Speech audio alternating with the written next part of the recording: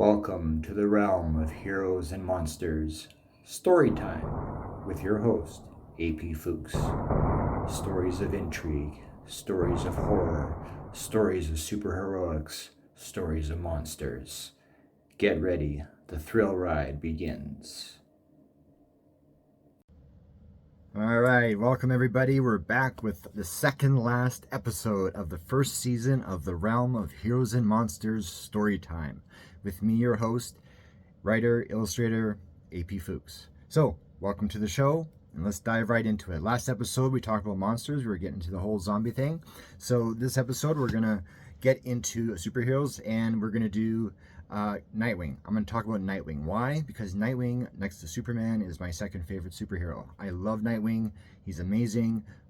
For those tuning in who may not know who Nightwing is, like, he's fairly well known. Most people know he's part of the Bat family. He's been in the video games, cartoons, but not everybody knows that he was the first Robin. His name is Dick Grayson. So that's what happened. Basically, he was Robin. Him and Batman had a falling out. He went on his own, became Nightwing. And since then, he's been a tremendous asset both to Bloodhaven and to Gotham City and anywhere else that he might be called across the globe on various adventures. So what makes him so special, what I like about him, is the fact that he had dealt with his trauma, the loss of his parents, in a different way than Batman, even though they're both unjustly robbed of their family. And of course, you know, Batman tried to mold him into basically a second Batman, and most comic fans and even movie fans would agree that Dick Grayson would be the ideal successor to Batman once Bruce Wayne either retires or passes away or something happens. So, and he actually has in the comics stepped into the Bat boots for a time. But yeah, so what he did though is, instead of dealing with his pain the same way, instead of becoming like another Batman, instead of being brainwashed into this whole vigilantism lifestyle, yes, he does that, but he does it more with a bit more grace, a bit more with a sense of humor.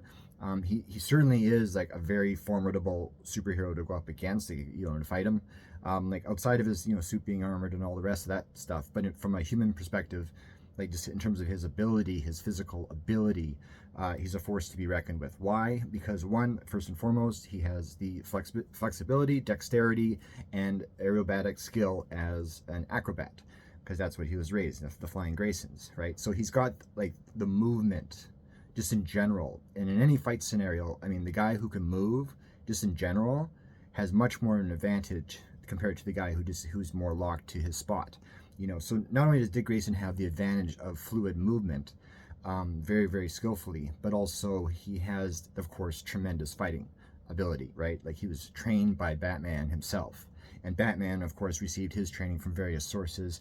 And even throughout the tenure of, you know, Dick Grayson's life, he's gone to various other, we can call them martial arts masters, just to keep it simple, you know, for additional training or additional insight into, you know, different maneuvers and all the rest of that. So, yeah, like, so you're dealing with a guy now who can move like crazy, plus he's a super skilled martial artist who could see every single opening on your body. You're basically doomed if you're a criminal. Let's just put it that way.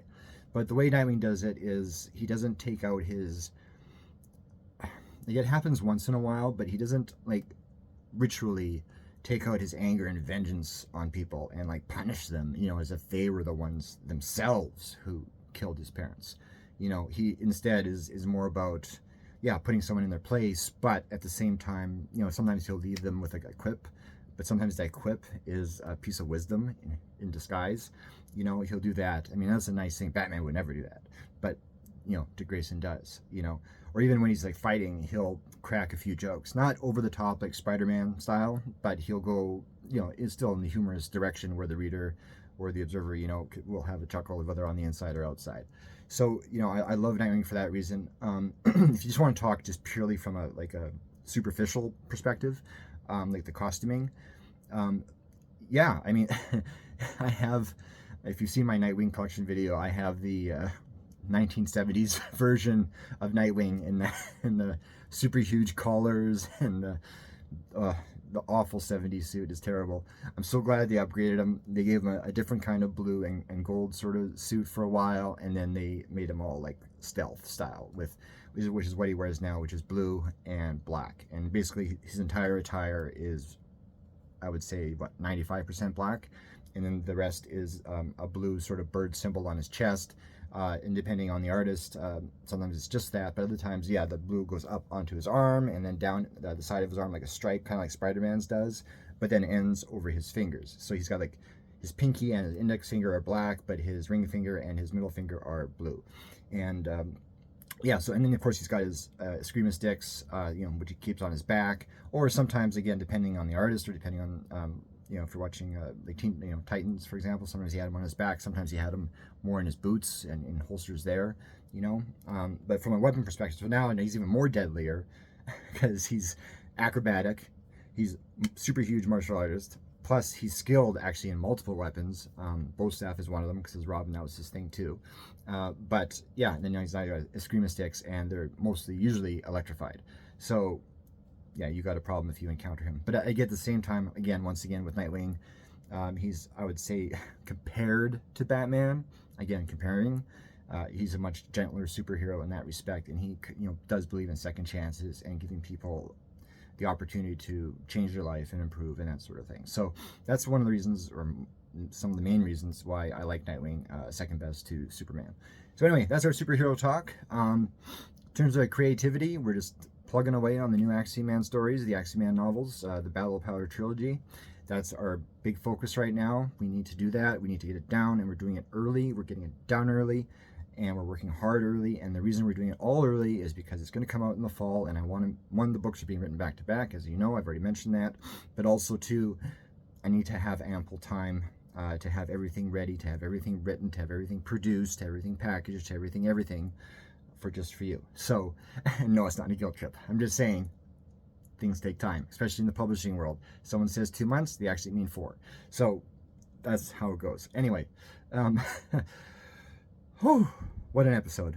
A lot of good times, but now it's time for story time, because that's what we tune into this show. It's not for me to yap, but instead for the story. So let's go and do that, and we'll see you next episode.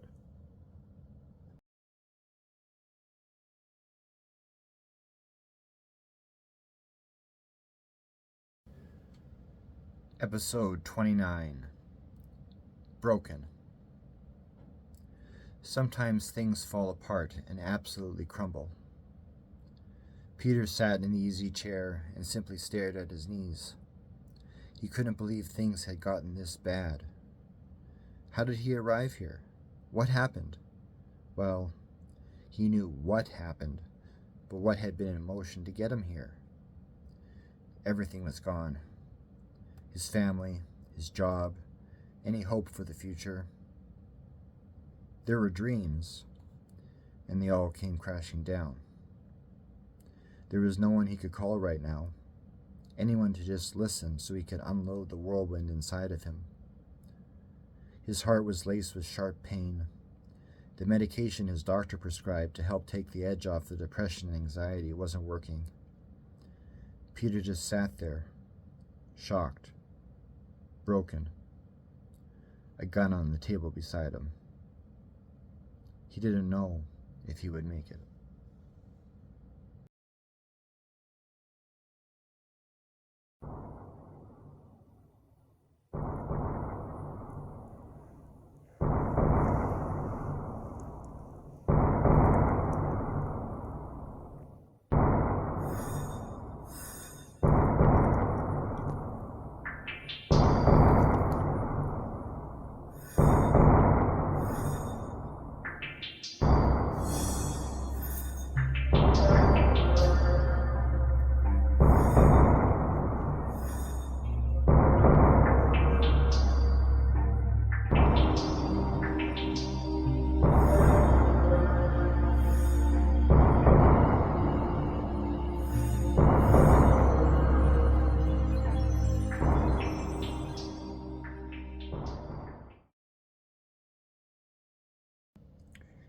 Welcome to the after credit scene of the podcast Realm of Heroes and Monsters story time with me, AP Fuchs. But anyway, whatever. Who cares about me? I don't care.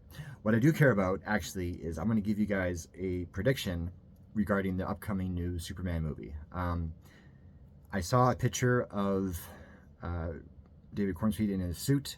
It looks great, but they're using the Kingdom Come S, but it's red and yellow. So what I suspect is going to happen is that's going to be a part of the story, like obviously because it's his Kryptonian symbol, but what's going to happen, my prediction is going to be that's going to be like, say, his original crest that he originally got and everything, and that's why he's wearing it throughout a portion of the movie. But at some point, whether it's at the end or at some point towards the end, I betcha he's going to get his traditional S that we all know. And I think that's going to be sort of like this symbolism of birth of the new DCU, going from a Kingdom Come S that most people actually don't recognize to the S that we all recognize. And of course, that S stands for hope, right? Superman, beacon of hope. All right, let's try to be more like him. We all should be, really. So anyway, thanks again for tuning into this episode, and we'll see you next time for the finale.